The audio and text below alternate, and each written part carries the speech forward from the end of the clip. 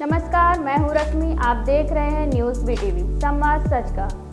शुक्रवार को कुलगवा थाना के बाबूपुर चौकी अंतर्गत ग्राम पोइधा में ट्रैक्टर ट्राली के 30 फीट गहरे तालाब में गिरने से चालक प्रेम सिंह नन्हे की मौत हो गई। बताया जा रहा है कि तालाब के किनारे सकरी रोड के कारण घटना हुई।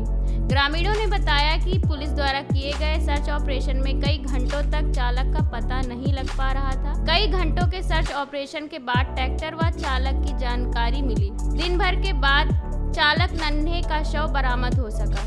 परिजनों के अनुसार चालक नन्हे सिंह ट्रैक्टर लेकर गांव से खेत की तरफ जा रहे थे, तभी यह घटना हुई।